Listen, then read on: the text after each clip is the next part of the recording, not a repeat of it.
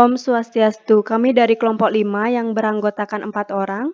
Saya sendiri Ana Agung Ayu Emora Sasmita, kemudian ada Niputu Sri Devi Chandrayani, kemudian ada Nikomang Sugiantini, dan Putu Ariks Pratiwi.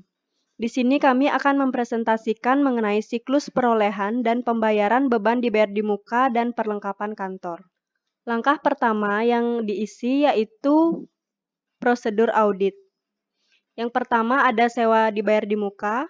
Ada beberapa poin yang perlu diisi di bagian sewa dibayar di muka, yaitu yang pertama, minta daftar-daftar sewa dibayar di muka dan cocokkan dengan saldo menurut buku besar. Kemudian indeksnya di checklist. Yang kedua, periksa surat kontrak sewa atau rent agreement untuk perjanjian baru. Sedangkan untuk perjanjian lama, lihat ke kertas kerja tahun sebelumnya. Indeksnya di checklist. Yang ketiga, periksa kebenaran perhitungan sewa dibayar di muka untuk tahun berjalan dengan memperhatikan periode berlakunya masa sewa tersebut, atau lakukan rekonsiliasi dengan biaya sewa di pos laba rugi. Indeks diberi huruf G. Kemudian yang keempat, periksa bukti pembayaran atas penambahan sewa dibayar di muka dan pastikan bahwa penambahan tersebut disetujui oleh pejabat yang berwenang. Dan ini tidak ada. Yang kelima, pisahkan antara biaya kontrak jangka pendek dengan jangka panjang. Indeksnya tidak ada. Yang keenam, untuk kontrak sewa jangka panjang, lakukan konfirmasi atas jumlah yang masih berlaku. Indeksnya tidak ada. Untuk yang ketujuh, yakinkan bahwa peraturan perpajakan yang berlaku untuk biaya sewa telah ditaati. Indeksnya dikasih G. Kemudian yang kedua yaitu asuransi dibayar di muka. Poin yang pertama yaitu minta daftar asuransi yang dibayar di muka dan cocokkan dengan saldo buku besar. Indeksnya di checklist. Periksa polis asuransi dan bukti pembayaran premi asuransi bila polis tersebut disimpan oleh bank. Lakukan konfirmasi kepada bank yang bersangkutan. Indeksnya di checklist. Yang ketiga, periksa kebenaran perhitungan premi asuransi yang dibayar di muka dan biaya asuransi untuk tahun berjalan dengan memperhatikan periode berlakunya polis asuransi tersebut. Indeksnya diberi G1. Yang keempat, pisahkan antara biaya yang mempunyai masa manfaat jangka pendek dengan yang jangka panjang. Indeksnya tidak ada. Perhatikan kecukupan jumlah asuransi atas segala macam kerugian yang timbul. Hal ini harus dihubungkan dengan pemeriksaan atas persediaan dan aset tetap.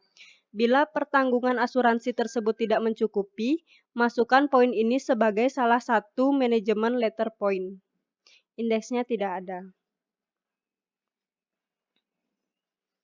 Kemudian poin yang ketiga yaitu pajak dibayar di muka. Yang pertama, minta daftar rincian pajak dibayar di muka yang meliputi jenis pajak PPh pasal 22, PPh pasal 23, dan PPh pasal 25. Indeksnya di checklist.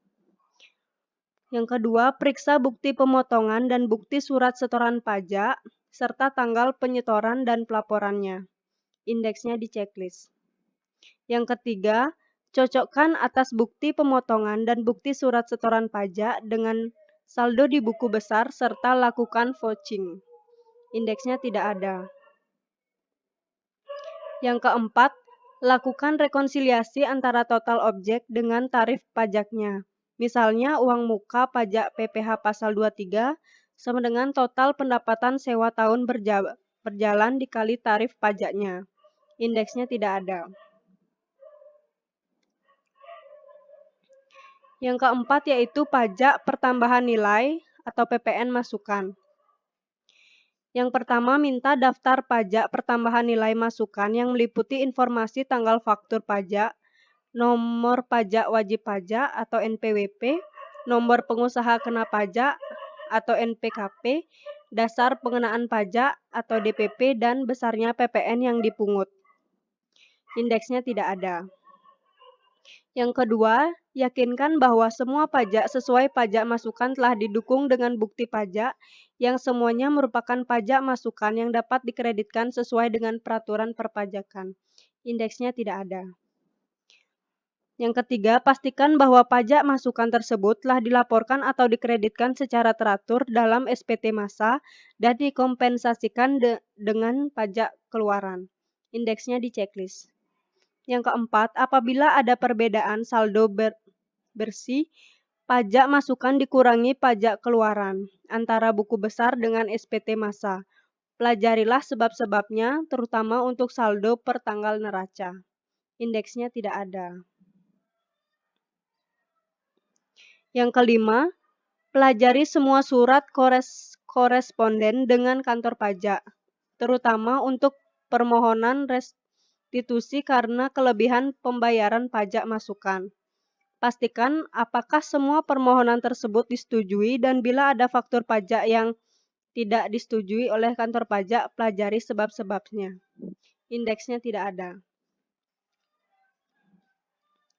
Pada bagian ini, klien ditulis PT Peta, dibuat oleh Lita, diperiksa oleh kelompok 5, schedule, siklus perolehan dan pembayaran beban dibayar di muka.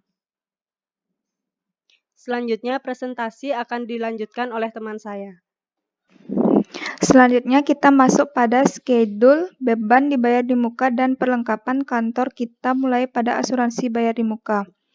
Kita melihat pada soal mengatakan bahwa Saudara Esther memberikan daftar polis asuransi yang memiliki klien pada Anda berikut adalah daftar perpanjangan polis asuransi pada PT Asuransi dengan rincian sebagai berikut. Terdapat 4 item. Yang pertama adalah bangunan dengan nilai Rp1.000.000. Yang kedua adalah peralatan kantor dengan nilai Rp500.000. Yang ketiga adalah kendaraan bermotor Rp1.000.000. Yang keempat adalah persediaan barang dagang dengan nilai Rp500.000. Periode semuanya dimulai dari tanggal 1 Januari 2012, tutup bukunya jatuh pada tanggal 1 Desember 2012. Berarti dari keempatnya, item tersebut sudah bisa mengakui beban asuransi. Jadi, jurnal yang harus dibuat adalah beban asuransi bertambah sebesar Rp3.000.000 dan asuransi dibayar di muka berkurang sebesar Rp3.000.000. Selanjutnya akan dilanjutkan oleh teman saya. Selanjutnya kita isi indeks G yaitu pada kolom kredit dengan bait sebesar Rp3.000.000. Perusahaan mengasuransikan aset tetapnya sebesar Rp1.200.000.000 dan persediaan barang dagangan sebesar Rp1.000.000. Selanjutnya adalah sewa dibayar di muka. Dikatakan pada soal bahwa Saudara Esther memberikan informasi berdasarkan pengecekan bukti perjanjian sewa. Diketahui bahwa sewa ruko Bogor Trade Mall pada PT Bogor Land untuk dialokasikan pada PT Peta untuk periode 10 Oktober 2012 sampai dengan 30 September 2013 sebesar Rp20 juta. Sedangkan tutup buku dilakukan pada tanggal 31 Desember 2015 dan belum dicatat oleh perusahaan. Jadi di sini kita telah menggunakan sewa tersebut selama 3 bulan.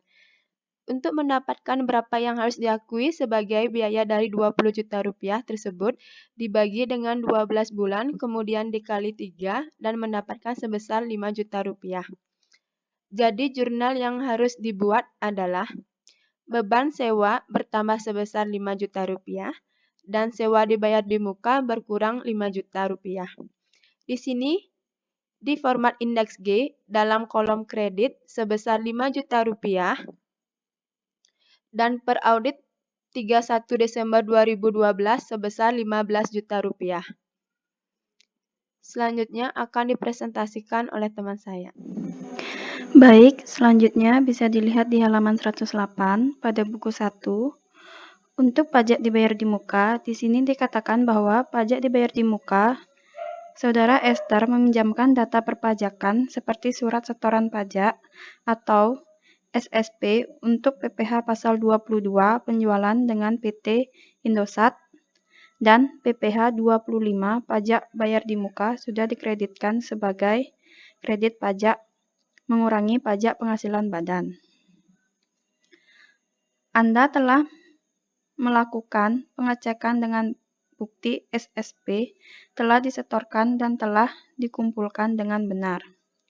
Jadi, untuk pajak dibayar di muka dikatakan bahwa telah dilakukan dengan benar dan tidak ada masalah.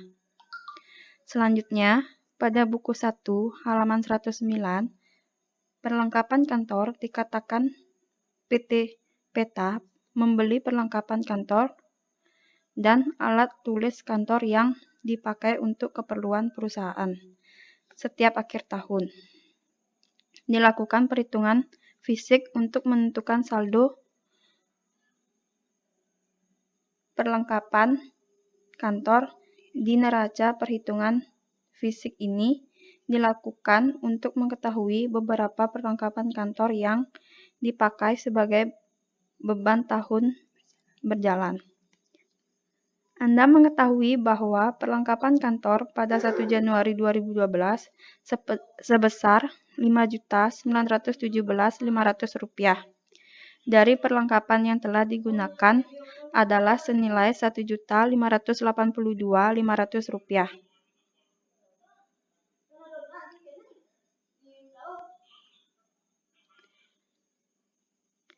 Jadi, jurnal yang harus dibuat beban perlengkapan Rp1.582.500 pada posisi debit dan posisi kredit sebesar Rp1.582.500. Jadi, posting ke format indeks G. Bagian kolom kredit sebesar Rp1.582.500 dan untuk per auditnya Rp4.335.000.